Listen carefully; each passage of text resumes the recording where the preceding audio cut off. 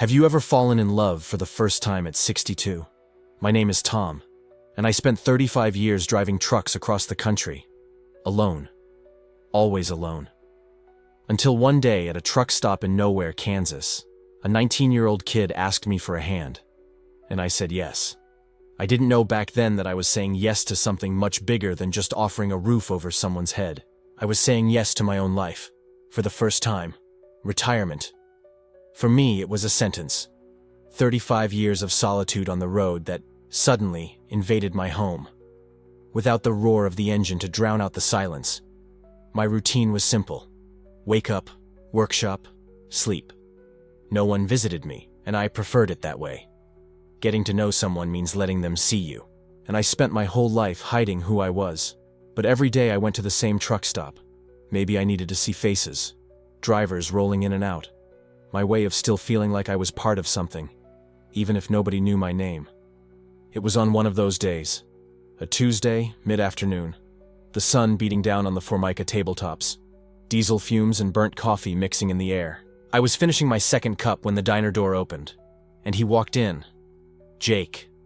Skinny as a rail, worn-out hoodie, a beat-up backpack, dark eyes that looked like they'd seen too much, and bruises on his arms, faded but visible. I know marks like that. They don't come from roughhousing. He ordered a coffee. The waitress asked if he wanted something to eat. He said no, but I saw the way he looked at the pie in the display case. Quick. Like he was stealing something just with his eyes. Hunger. I know that hunger. Not the food kind. The other one. He sat a few tables ahead of mine, back toward me. He played with his phone for a minute, then put it down. Just stared out the window at the highway, at the trucks coming and going. He sipped his coffee like he was trying to make it last forever. Because he didn't know when the next one would come. I should have looked away. Should have finished my coffee and left. But I couldn't. There's something about a lost person that another lost person recognizes from a mile away. It's a kind of radar. You don't choose to feel it. You just do. When he finished his coffee, he stood up, walked past my table. Our eyes met, maybe 2 seconds tops, but that was enough. I saw tiredness, fear, grit, and he saw something in me too, something that made him stop. "Hey, sorry to bother you," he said. His voice was deeper than I expected, steady, but something underneath was shaking. "Sir, you work with trucks?" "Used to," I thought. But I said, "Spent my whole life doing it. Why?" "I'm looking for work. Any work. I'm good with engines. I can fix things. I can learn whatever I don't know." He took a breath. "I need a place to stay. I don't have anywhere else." I should have said no.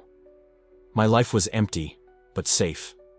But I looked at the bruises, at the backpack carrying everything he owned, and something inside me, something I thought was dead, stirred. "I've got a spare room," I said. My voice sounded weird to my own ears. "You can stay there. In exchange, help me with the property. There's weeds to pull, fences to mend, stuff like that." He looked at me like I was crazy. "For real?" "For real." "You don't even know me. And you don't know me either," I shrugged. "But everyone's got to start somewhere, right?" For the first time, he smiled. A small one, exhausted, but real. And something inside my chest shifted, a feeling I couldn't name, like waking up after sleeping half my life. "I'm Jake," he said, and put out his hand. "Tom." I shook it. His hand was rough, calloused, like mine, the hands of someone who'd done hard labor, and that's how it started. But looking back, if I'd known where that road would take me, maybe I would have just paid for his coffee and forgotten the whole thing, or maybe not. The drive to my place was quiet. Jake looked out the window at the flat Kansas landscape. I drove. We didn't talk much, no need to. Sometimes quiet says more than words ever could. And this quiet felt easy, like we'd known each other our whole lives. Or maybe we just recognized ourselves in each other. When we got there, I showed him the house. Small, no frills, 2 bedrooms, a kitchen, a living room, nothing fancy. The yard was a disaster. Overgrown grass, tools everywhere. My old rig parked near the shed, covered in dust and time. "Not much to look at," I said. "It's more than I had yesterday." Jake looked around. He wasn't judging, just taking it in, trying to figure out where he'd landed. I showed him his room, a bed, an old dresser, a window looking out at the property, clean sheets I'd never actually used.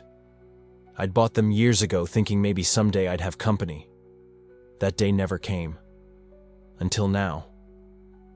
"Make yourself at home," I said. "Bathroom's through there, kitchen's down the hall. Help yourself to whatever." Jake dropped his backpack on the bed, ran his fingers over the sheets, looked out the window, then looked back at me. "Why are you doing this? You don't know a thing about me." That was a good question. I didn't even have an answer for myself. So I gave him the only truth I had in that moment. Because I know what it's like to be alone when you shouldn't be. He didn't say anything, just nodded, like he got it completely. That first night was strange. I heard his bedroom door close. I went into the hallway and caught him sleeping. For the first time in 30 years, the quiet didn't feel safe. It felt terrifying. Not because I was afraid of being alone, but because I was suddenly afraid of not being alone anymore. I woke up that morning to a sound I hadn't heard in forever. Someone moving around the kitchen, pans clattering, water running.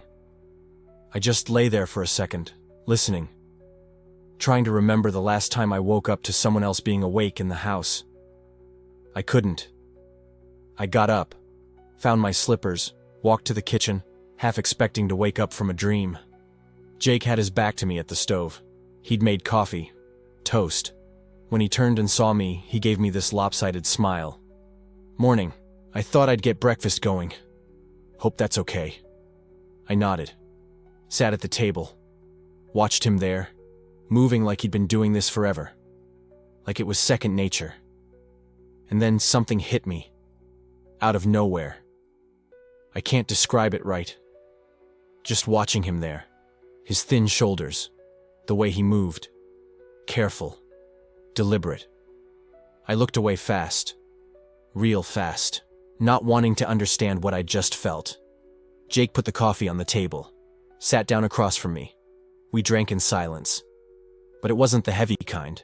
It was comfortable, like two people who'd been doing this their whole lives. He bit into his toast, looked out the window, and said quiet, "I haven't woken up somewhere that felt safe in a long time." I didn't say anything, just looked at my coffee. But I felt something squeeze inside my chest.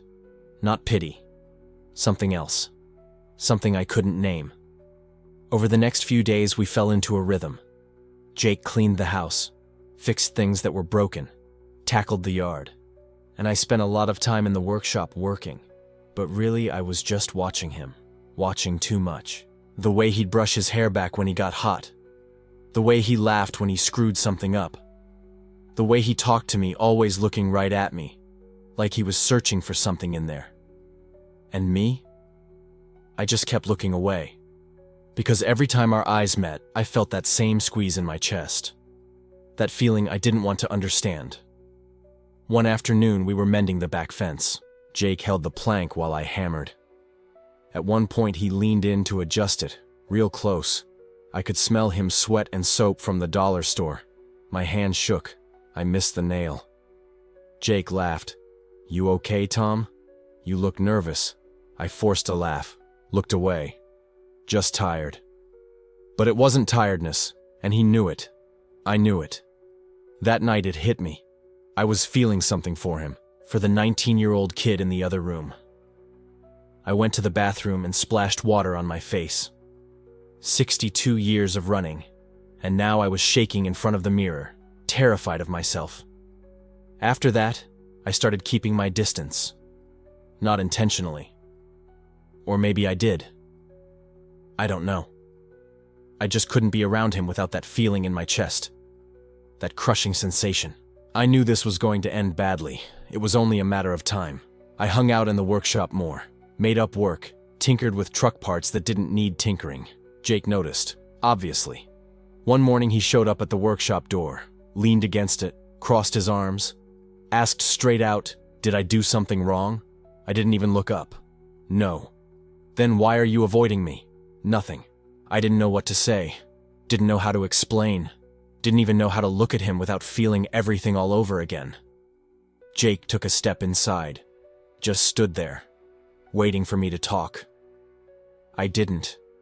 He sighed, shook his head, left, and I stayed there, alone, holding a wrench I didn't need, feeling the weight of 62 years of secrets crushing me.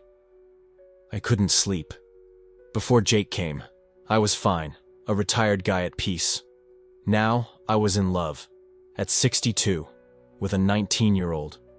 It was the first time in my whole life I'd ever felt that, and I hated myself for it. Hated it because I was too old, because it was dangerous, but I couldn't stop. For weeks after that, it wouldn't leave my head. At breakfast, when he'd pour my coffee without me asking. During the day, when I heard him humming while he worked on the fence. At night, when I'd pretend to be asleep but just lay there listening to him moving around the house. At 62, I was learning what it meant to crave someone. And it wasn't just about desire. It was need. I needed to hear his voice, see him smile, know that when I woke up, he'd be there. That terrified me, because I knew how this would go. Men like me. We don't deserve this. Not at my age. Not with a kid his age. Not in a place like this. But Jake, he had this way of breaking me down without even trying. It was a Thursday night. We'd spent the whole day cleaning out the old shed, the one full of junk I'd been avoiding for years. Rust, dust, boxes of truck parts nobody needed anymore. He wanted to help even though I told him he didn't have to. When the sun went down, we sat on the porch. Me with a cold beer, him with leftover juice. The sky was clear. Stars everywhere. Off in the distance, the sound of the interstate. That diesel rumble I've heard my whole life. He was quiet for a while. Too quiet. I'd learned by then that when Jake got quiet like that, something was eating at him. Then he spoke. "Jake, what's the worst thing they ever did to you?" I didn't expect that. I looked at him. His face was hard, eyes staring out at nothing. He took a breath. My dad. He couldn't handle that I was different. I knew from when I was a kid. But I tried to hide it, you know? Pretended I was into sports. Acted like I was checking out the girls at school. But he always knew. He always figured it out. His voice shook. I didn't know what to do. Just listened. When I was 17, he caught me with a guy. We weren't even doing anything, just talking too close. But he saw. And then... Jake stopped, put his hand over his face, wiped his eyes. He beat me. Really beat me. Said he'd rather I be dead than be what I am. My mom just watched. Did nothing. Didn't stop him. My whole body went tight. I wanted to say something, but what do you say to that? He locked me in my room. 3 days, almost no food. Just told me to pray, that God would fix me. Like I was broken. His voice cracked. He wiped his face with the back of his hand real quick, like he was embarrassed to cry in front of me. When I finally got out, I promised myself I'd never go back. I'd rather sleep in my car or whatever. Anything but that house. And when he looked at me, I saw it all. The pain, the fear, the loneliness, the same thing I carried. And right there I understood we were both finished. You're the first person that's ever just treated me like I matter, Tom. Like I'm worth something. Without trying to change me. Without the judgment. Something came up in my throat. A feeling I'd been pushing down my whole life. This time I couldn't push it back. Jake. I was never accepted either. He looked confused. I've never told anybody this. But I always knew I was different. From when I was a kid. But back when I was young, in the world I lived in, there was no room for different. So I played along. My whole life. Got married because I had to. Worked because I had to. Pretended because I was scared. My voice came out low. I was talking to myself, really. Afraid of what? He asked, quiet. Of being rejected. Of being alone. Of never being able to feel that for anybody. Until I couldn't finish. Until what? He asked. Until now. And that silence, the kind that breaks you, that changes everything. I couldn't look at him, didn't have the guts. But I felt when he moved, when his hand found mine. That was it. His hand on mine. Warm. Strong. Real. I looked down at our hands, fingers almost touching. And for the first time in 62 years, I didn't hate myself for what I was feeling. Tom, he said, real quiet, you don't have to pretend with me. I looked up. He was looking straight at me. Not with pity, not with disgust. Just like he actually saw me. And I saw him too. The dark eyes, the way he bit his lip when he was nervous, the strand of hair falling on his forehead. Everything. We stayed like that. I don't know how long. Could have been a minute, could have been an hour. It didn't matter, until I heard a truck on the road. Tires on the dirt road, diesel engine, someone coming. I pulled my hand away, too fast, like I was doing something wrong. Jake saw. I could see the letdown on his face. He didn't say anything though. The truck pulled up. It was Mark from the store down the way. Evening, Tom. Just bringing by your order. He handed me the box but kept staring at Jake. That the kid living with you? Yeah, Jake. He's helping me out. He shifted his weight. People around town been talking, Tom, about you having a young guy here. Real young. My whole body went cold. Talking about what, Mark? You know, just didn't want you to get blindsided. Thought you should know what folks are saying. He left, but the words stayed. Heavy. And they'd set everything that happened next in motion. I stood there with that box in my hands, feeling everything falling apart. Tom, Jake started. No, I stopped him. Not right now. I went inside, shut my bedroom door. And for the first time in weeks, I prayed.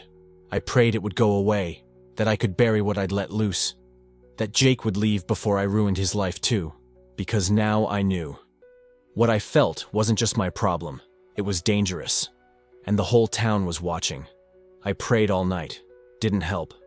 In the morning, when I got to the kitchen, Jake was already making coffee, like nothing was different, like that whole thing with Mark didn't happen, like the whole town wasn't watching. He handed me a cup. I took it without looking at him. We stood there not talking, just coffee, the kind of silence that hurts. After a minute, he said quiet, Tom, you're being weird.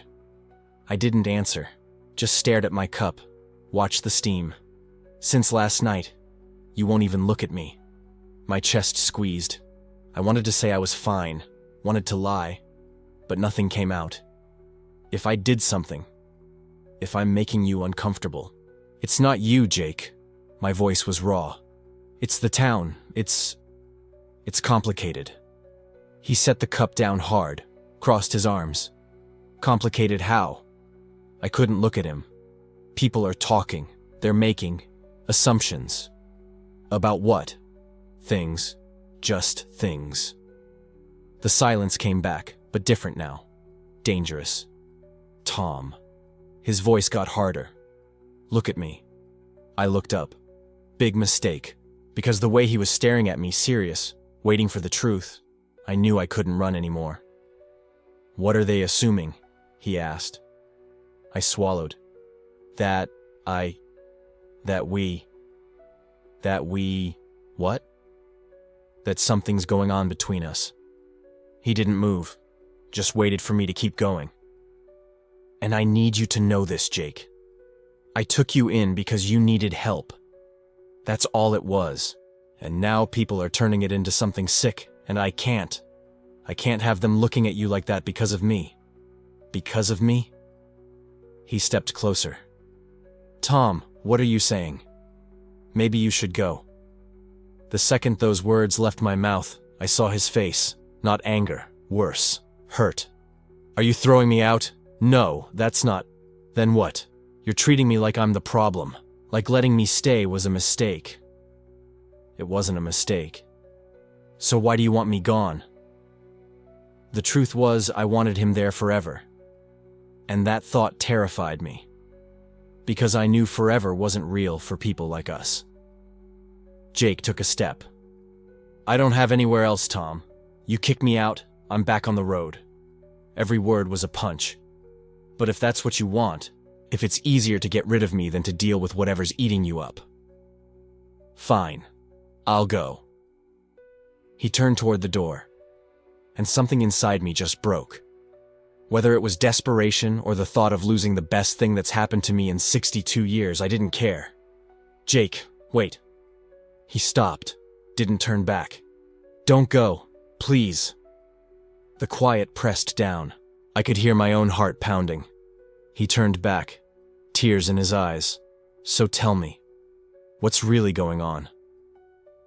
And right then I knew there was nowhere left to run. No way to bury this. Because if I let him walk out without saying it, I'd spend the rest of my life with that regret. I took a breath. My hands wouldn't stop shaking. Jake, I don't know how to tell you this. Just say it, all more quiet. The kind that feels endless. I've never felt like this. My voice was barely there.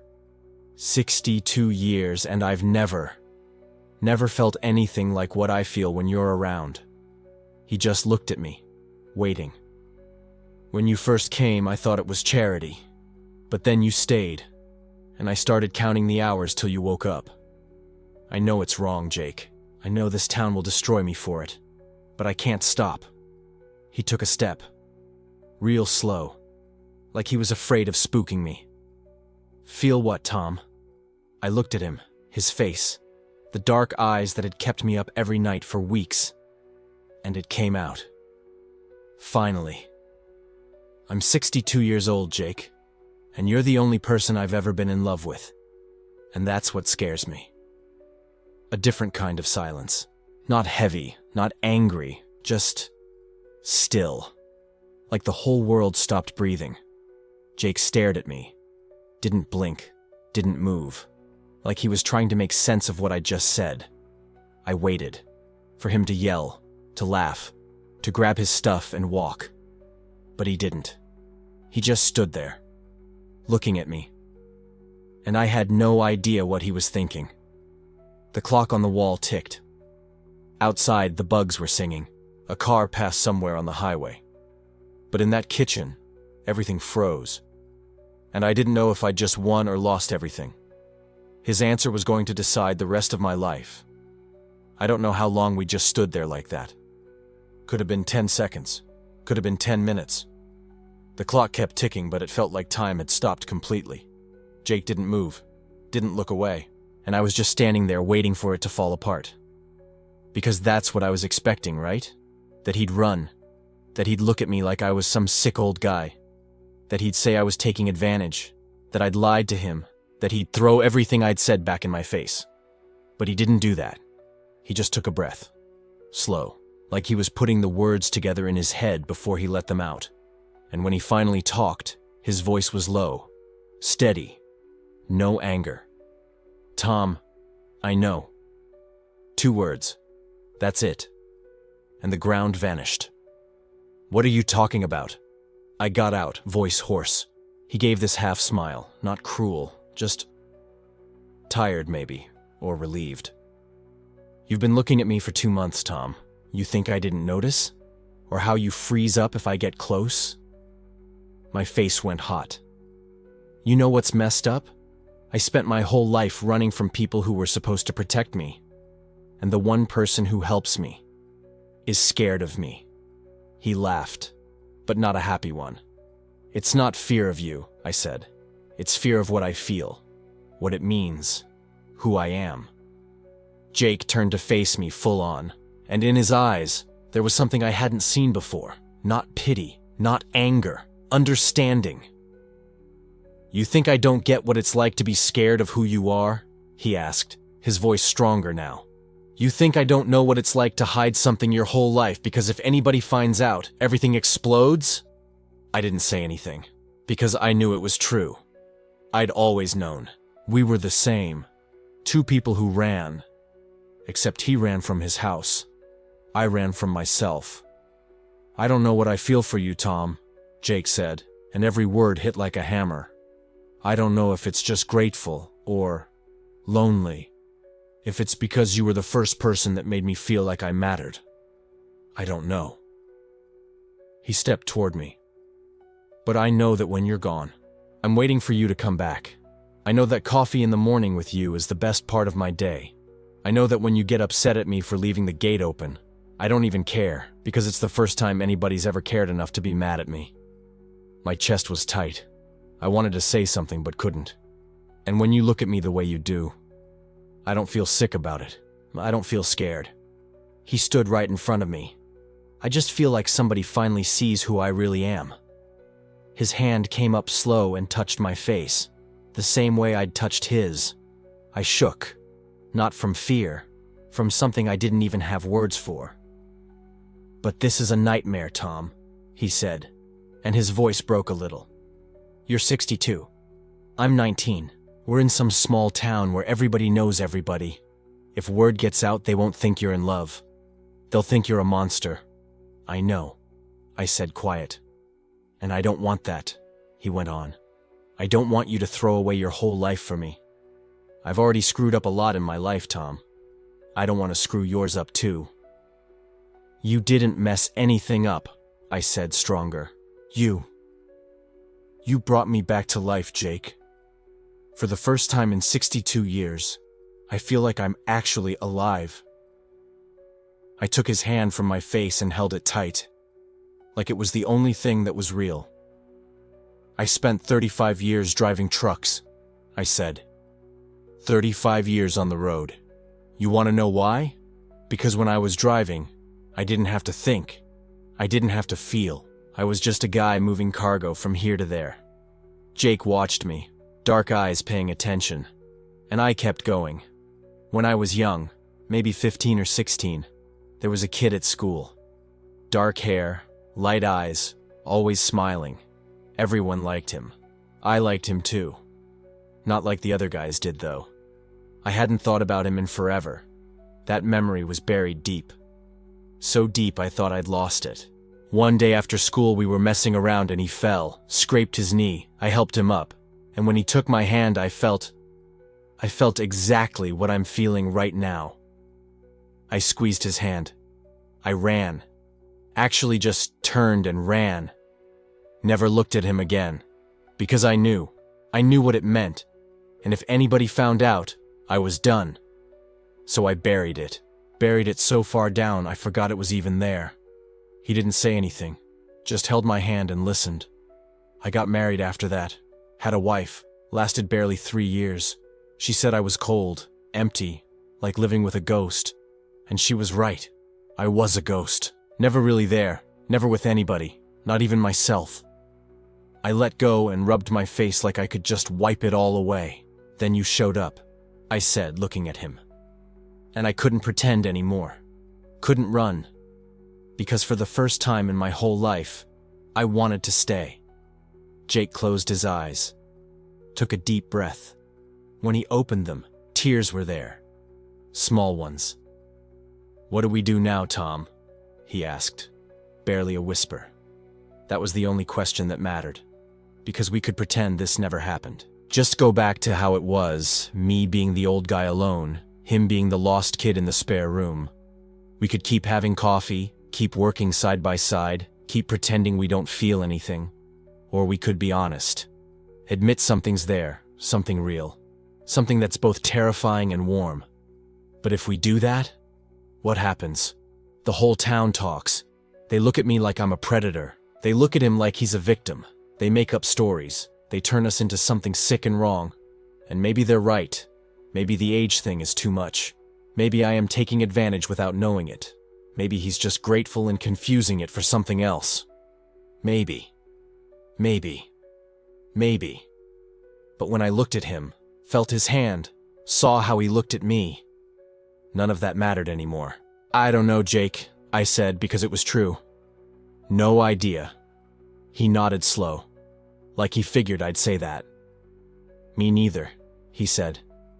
We just stood there, looking at each other, lost, not knowing what to do. Two guys in a small kitchen in a small town with no room for us. Outside, the bugs were singing, wind was blowing, life just kept going. But in that kitchen, everything stopped, and we didn't know if we could get it moving again, or if we even wanted to. Then Jake did something that changed it all. He broke the silence. He stepped back. Just a little. Enough space. When he talked, his voice was calm, gentle even. "Tom," he said, "what exactly are you scared of?" I looked at him. Couldn't answer. "Me?" he asked. "Yourself, the town, what people think." "All of it," I said, and I meant it. He nodded like he knew. "Me too," he said. "I'm scared."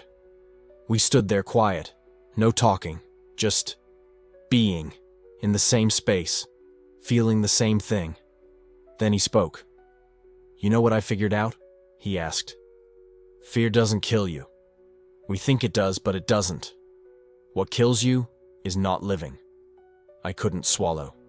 "Tom," he said, "you lived 62 years without this, without feeling like this, and now you're about to throw it away because you're scared?" "It's not just that," I said. "I don't know what I'm doing, Jake. I don't know how this works.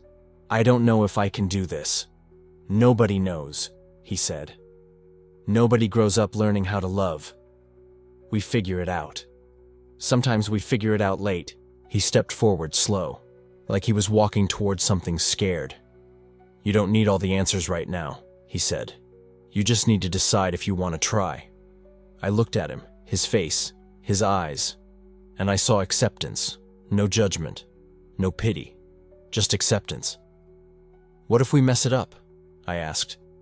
"Then we mess it up," he said. "But at least we tried."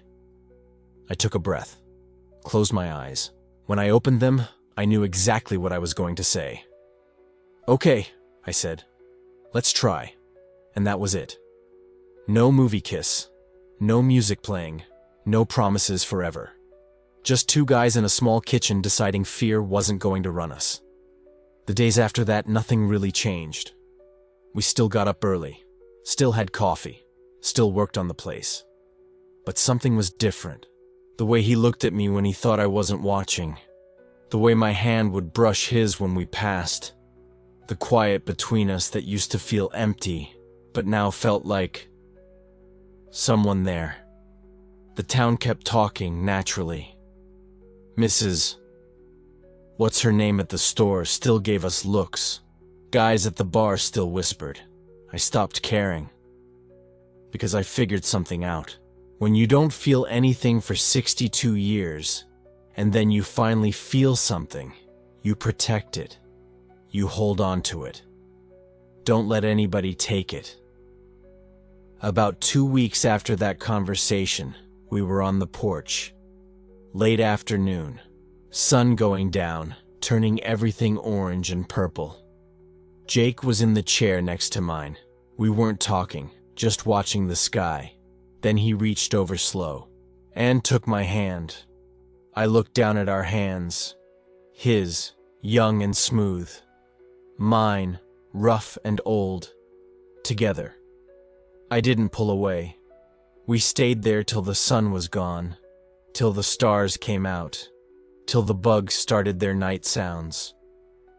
When we finally went inside, Jake stopped at the door, turned back, said, "Thank you." "For what?" I asked. "For not walking away," he said.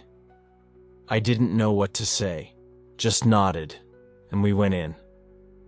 I don't know what comes next, don't know if it'll last, and that's fine. We spend our whole lives thinking love is about forever, but love is about now. This morning, he made coffee, smiled when I came down. Just two guys with coffee. But for me, it was everything. Real. And real beats nothing any day. I watched Jake now, outside fixing the fence that's been broken forever. His back to me. Sweating. Focused. and something in my chest opens up. Not pain. More like coming back. That's what love is, I think. Not fireworks. Not destiny. Not soulmates. It's looking at somebody and thinking, I want you here. I want you happy. And I'd do anything to protect that. Even if it hurts. Even if it's a mess. Even if the world says it's wrong. Jake looks up, turns, sees me watching. He waves. I wave back. And we keep going. Because that's just how it is. No music, no credits, no guarantee it works out. Just today, and tomorrow, and the next day. And as long as we've got that, it's enough. More than enough. It's being alive. Ever found love when you thought it was too late? Tell us in the comments. It's never too late to actually live. And it's never too late to love.